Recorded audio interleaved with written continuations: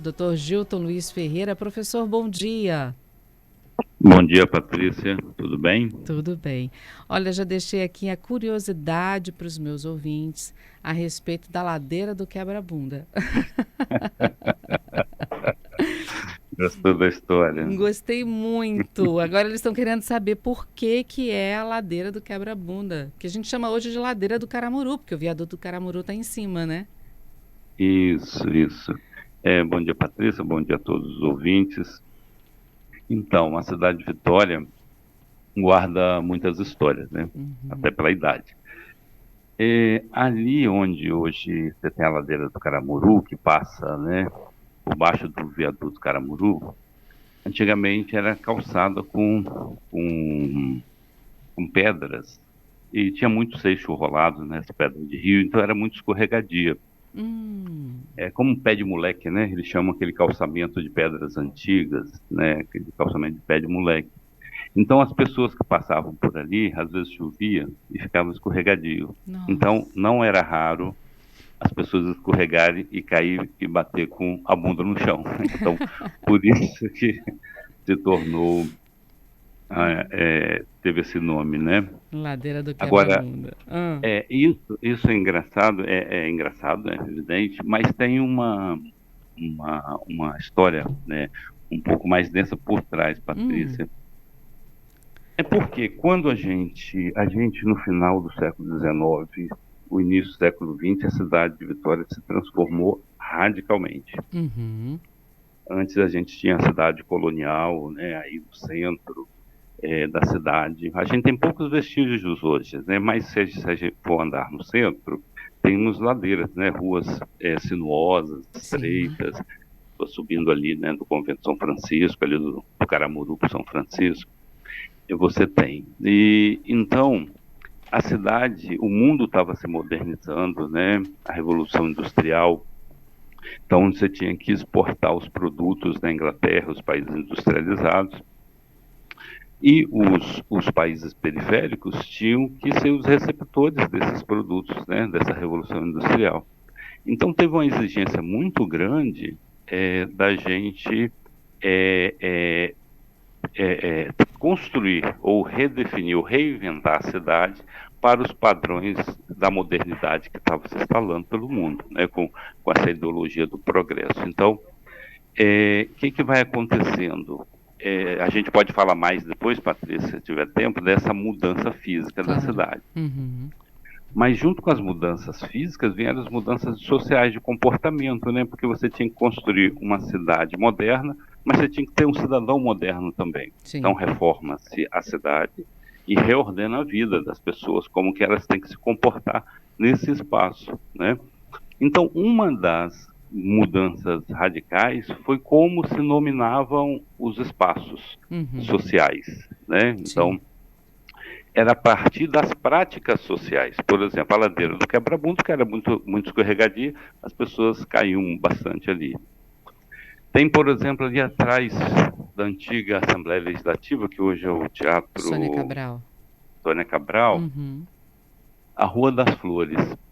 Porque tinha um comandante norueguês que morava por ali, me falha o nome dele, e tinham 3 filhas, e dizem que eram muito bonitas. Então aquela rua ficou sendo chamada por muito tempo de Rua das Flores, porque eram as 3 flores que moravam ali. Ah, era por causa das meninas. Das Não, meninas. não porque a rua tinha flores, mas por causa das meninas. Não, isso. Então você está vendo, assim, e a gente, Uhum. por exemplo, ali a Costa Pereira era o Largo da Conceição, né? Então você tinha os nomes que estavam ligados às práticas sociais. Com a modernização, não era o povo mais que botava o nome na rua, né? Mas a prefeitura. Uhum. E aí se começa a privilegiar nomes como Duque de Caxias, né? As personalidades históricas, Uhum. nacionais, até internacionais, né? Tem Uhum. muito o presidente Kennedy aí dando nome de rua, né? É verdade. É, E cidade também, e, né? A gente e tem uma cidade, aqui. e cidade, justamente. Então foi sendo mudado. Você tinha que colocar nomes de pessoas relevantes, né? Que é Uhum. aquela ideia de você olhar para cima e para frente sempre, como é incutida essa ideia de progresso na gente, né? Uhum. Agora, Que no fundo não é bem assim. baseado nisso que o senhor acabou de explicar para a gente, professor, eu acho que talvez tenha existido até diferença de nomes por classes sociais. Por exemplo, eu já ouvi falar que tinha uma rua que era a Rua do Piolho. Aquela região da Vila Sim, Rubim também era a Cidade de Palha, se não me falha a memória, alguma coisa assim. isso mesmo. Então, essa da Vila Rubim tinha a Rua do Piolho, né? Tinha vários nomes que eram dados Hum, de acordo como eu falei, com as práticas sociais ou enfim, ou algum fato marcante histórico, né? Então, por exemplo, a questão da cidade de Palha. A Vila Rubim, né, que foi conhecido muito tempo como a cidade de palha. Por que cidade de palha? Porque lá as edificações, as casas eram cobertas com palhas, né? hum, E o que estava acontecendo? Nós estávamos tendo um processo de modernização das cidades, Patrícia, no mundo inteiro, né? sim. Paris foi a grande referência, né, das mudanças que o Barão de Haussmann lá fez, o prefeito de Paris nessa época, Napoleão III. E isso era no momento em que você tem, assim, depois das revoluções burguesas, né, tinha esses países centrais com muito recurso, né, também da exploração das colônias, né, então estava com muito dinheiro. Então, o Barão de Haussmann, né, ele resolve fazer uma grande mudança na cidade de Paris, que virou uma referência para as cidades do mundo. Por exemplo, Buenos Aires, se você, né, olhar as fotos ou for a Buenos Aires, você vai ver, parece que você está nas ruas de Paris, as mesmas edificações. Uhum, E se você for ao Rio de Janeiro, também ali no centro, né, perto do Teatro Municipal, perto da Biblioteca Nacional. E aqui em Vitória também é a mesma linguagem arquitetônica e urbanística. Paris, Rio, Vitória fizeram mudanças porque tinham vários fatores que essas cidades se transformaram de cidades medievais, no caso da Europa, né, em cidades uhum, modernas, e nós aqui, nas antigas cidades coloniais, se transformando em moderna. Então, a primeira coisa é retificar as vias, né? Você deixar as vias retas. Por quê? Porque você precisava passar com mercadorias, né? O fluxo de mercadorias e pessoas também, né? Por causa do bonde, né? Você precisava higienizar a cidade, porque tinha muitas epidemias, né, na época. sim. Então, os aterros dos mangues, né, se achava que aquele odor que vem do mangue se chamavam de miasmas, e se achava que as doenças se proliferavam por aquele cheiro. Então, toma terra-mangue, né? Então, a gente Uhum. errou muito, né, no passado, na Puxa história das vida. nossas cidades, né? Aqui em Vitória, então, né, a gente aterrou muito, né? Verdade. E tinha o embelezamento da cidade também, que elas tinham que ser embelezadas, porque a Revolução Industrial trouxe o quê? Papel de parede, iluminação, tinta, metais, vidros, né? Uhum. Então, tinha que escoar essa produção. Então, essa modernização da cidade foi um evento, um fenômeno internacional, que bateu aqui em Vitória. Agora, é muito engraçado, Patrícia. Hum. É, o Muniz Freire, né, que teve 2 mandatos como presidente da província, no final do século XIX, 1986, ele encomendou um projeto ao Saturnino de Brito, que dá nome à rua da cidade nossa aqui, né, que era um excelente engenheiro sanitarista. Ele fez o projeto, então, aqui do Novo Arrabalde, que corresponde à Praia do Canto e à Praia do Suave. Uhum. O projeto dele previa sextuplicar o tamanho da cidade de Vitória, que era só aquele pedacinho ali no centro, né? E a gente está falando de Então, que ano, professor, para o nosso ouvinte? final do século XIX, 1896, né, Ok. que foi o primeiro Uhum. mandato, começou o primeiro mandato do Muniz Freire, ele contrata esse projeto, que só vai vingar mesmo na segunda metade do século XX, né? Uhum. Quando você começa a ter uma ocupação maior, né, e começa a transferir, né, o, os edifícios, né, públicos. Aí agora a gente tem hoje o novo centro institucional e financeiro da cidade. Hoje é aqui, né, na Enseada do Uhum. Suá, se deslocando lá do centro. Agora, essa modernização e essa mudança, como o senhor está falando, começou no final do século XIX, né? É, acabou trazendo as modernidades, né, que se via em Paris. Então, trouxe o quê? E, Pavimentação, praça, tudo isso. e Uhum, trouxe várias mudanças, por exemplo, a luz elétrica, né? sim. Mas aí quem ia? Então, Era quem tinha dinheiro? não, é assim, sim, é sempre assim, né, no capitalismo. É. Porque acaba ficando uma Mesmo que coisa às vezes meio. seja direito, né? Fica uma coisa assim meio exclusão social, né? Porque você deixa a cidade de palha, você deixa a ladeira do quebra-bunda, você deixa toda essa situação que se vivia no centro para jogar isso mais para o norte, né? Para a área mais ao norte ali de Vitória, né? E aí vai quem tem condições de arcar com isso. Quem não tem, continua no centro. É exagero meu isso, professor? Né não, Patrícia, né não, em hipótese alguma. Pelo contrário.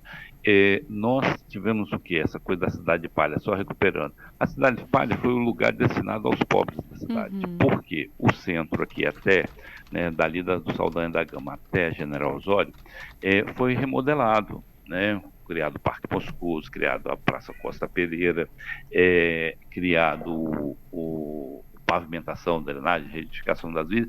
Aqui, então, o código de postura, que era a lei máxima, né, da cidade, que ele falava tanto, Patrícia, da parte física como da parte social, como que tinha que ser a nova cidade e o comportamento do novo cidadão para essa cidade. Então, o que que acontecia? Na cidade aqui, né, nessa parte enobrecida da cidade, que estava tendo um processo de enobrecimento da cidade, foram construídos todos esses equipamentos e era proibido aqui nessa cidade, então, construir com as técnicas tradicionais de construção que os nossos povos indígenas ou os negros vindos de África tinham, como, por exemplo, o estuque, cobrir a campalha, taipa de pilão. Então, essas técnicas foram renegadas para botar o quê? Para botar o concreto, o ferro, a tinta que se devia comprar, né, dos países fornecedores. E na Vila Rubim era aceita, então a fiscalização não chegava lá, então lá podia ser construído. Os pobres moravam lá, na uhum. cidade de Palha. A Rua do É dessa Piolho. exclusão que você fala, né? A Rua do Piolho hoje é a 13 de maio, não é isso? Lá no centro? Por que a Rua Isso do mesmo. Piolho? Teve alguma. O que você imagina? Eram práticas sociais que eram o que dominavam os Mas lugares, foi algum né? surto ou eram pessoas que. Surto, Ah, surto tá. de piolho. Uhum. Então, por exemplo, assim, é tão interessante isso, Patrícia, você falou da questão da exclusão, Uhum.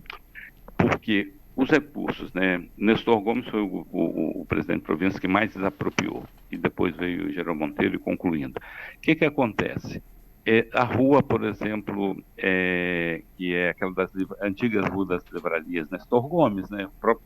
Que dá o nome do Nestor Gomes, que era Uhum. o presidente aqui da província. Ela ali, se você pegar o livro do Elmo Elton, né, sobre os logadores de Vitória, você vai ver que ali tinha uma diversidade social muito grande. Morava um médico, morava uma pianista, tinha um bordéis, né, o Ninho das Ninfas era ali, marinheiros, enfim, tinha uma diversidade muito grande. Quando vem o processo de modernização da cidade, o que que acontece? Só consegue morar ali quem tem grana. Então Uhum. os pobres vão sendo expulsos para a cidade de palha. Então essa transformação urbana começa a fazer o quê? A criar uma exclusão socioespacial, né? Quer Sim. dizer, a cidade também começa a se dividir espacialmente. Então o espaço, né, o território começa a ser fragmentado, semelhante à fragmentação social que a gente tem na cidade. E aí, professor, já que no final do século XIX começou essa expansão para a região do que hoje é Enseada, Praia do Canto, quando é que começou a crescer para o lado de Santo Antônio, de São Pedro? Não, ali se você pegar ali Ou Santo sempre Antônio e São teve ali? Pedro, é Aham. o grande núcleo ali, é o núcleo histórico, né, da Uhum. cidade, por conta das práticas, né, sociais que tinham aqui, né, de marisqueiros, né, pescadores. Então, Então essa você região começa. do centro que a gente conhece, ela já chegava nessa época, aquela região ali da Grande São Pedro e Grande Santo Não, Antônio? Não, né? não, não, Ah. não chegava. O centro era bem recortado, bem Uhum. delimitado ali, né? entre a curva ali do Saldanha, Sim. né? E até ali a General Osório, ou a Cleto Nunes, que é a antiga Rua do Comércio, né? Que tinha ali os quiosques, tinha alguns quiosques e tinha um porto ali, o cais, né? O, o- Então, e tinha regatas também, assim, era um grande divertimento, né? que você tinha ali a parte do Palácio Anchieta, chegava ali na região do. Só para o nosso ouvinte se situar um pouco melhor, chegava na E, região do Parque Moscoso. não, um pouquinho para frente, se você pegar o Anchieta um pouquinho para frente, Uhum. você teria a Rua do Comércio, ali era um local bem popular. Sim. Depois, em 1912, né, que é inaugurado o Parque Moscoso, né? Então a Uhum. gente já fala dessas modificações sendo sentidas na cidade já no início do século XX, né? Uhum. Que vai até o governo Florentino Avidos, né, que é o que mais constrói assim, em termos de modificação da cidade, né? Mas ela vai se modificando e tornando uma cidade de colonial para moderna. Quem quiser ver um- uma edificação desse período, que só sobraram duas, né, ali atrás da Catedral Metropolitana, a sede do IFAM.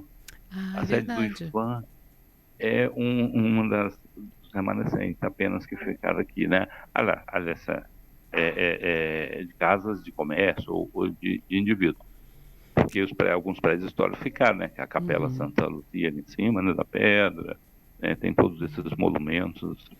Aliás, não sei se tem ainda, Patrícia, porque faz tempo que eu levava minhas turmas lá, Hum. é o projeto chamado Visitar.